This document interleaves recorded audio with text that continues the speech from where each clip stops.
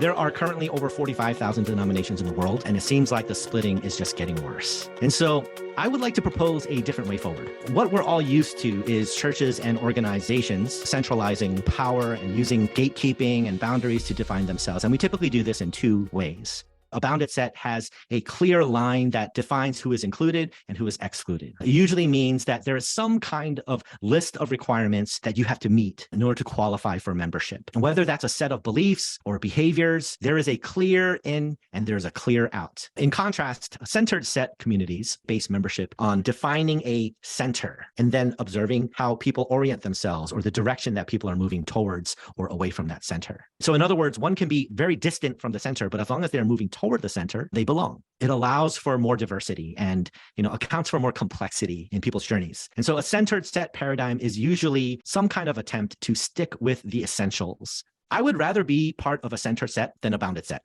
However, it still has problems. In my experience, centered set churches are different in theory, but functionally, they operate in much the same way as bounded set churches. Centered set churches still delineate a clear in and out, which is sometimes necessary, but it can lead to the same issues of judgment and exclusion as bounded sets. Centered set churches also centralize power and resources, and they create hierarchy, depending on who's closer to the center and who's farther from the center. And they appoint gatekeepers in much the same way that bounded set communities do. And the real problems arise when there is a dispute about what is at the center and who gets to decide. Because a center set community is still defined by a certain set of essential characteristics. It's still primarily about being right. It's almost inevitable that somebody challenges what should be considered essential and what should not. And because power and resources are involved, it usually results in competition and conflict. And eventually, centered sets can be just as divisive and fragmented as bounded sets. And we're still going to argue with each other. My center is better than your center, or my center's right and your center's wrong. It's the same old thing.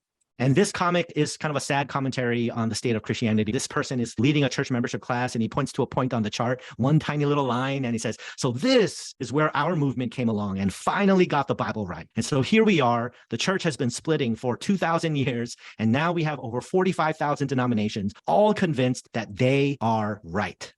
Jesus prayed that we be one. So how can we be a part of healing the world when we can't even heal ourselves? And so I'd like to propose an alternative paradigm. Not bounded set and not centered set either, but decentered set, or perhaps multi-centered set.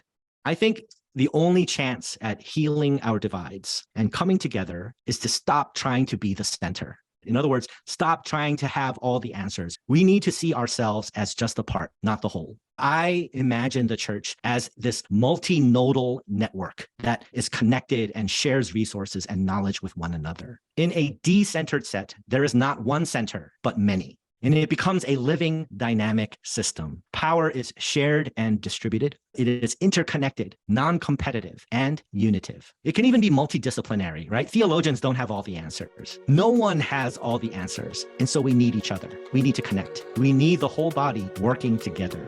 Instead of churches, institutions, gatekeepers guarding their doctrines and preserving their bounded or center sets, all competing with one another, I believe the future of Christianity is a network ecclesiology. We need a whole new system. I believe technology is going to allow us to be the church in ways that were literally never before possible. And I think we can create an online platform that fundamentally changes how we practice Christianity in the world.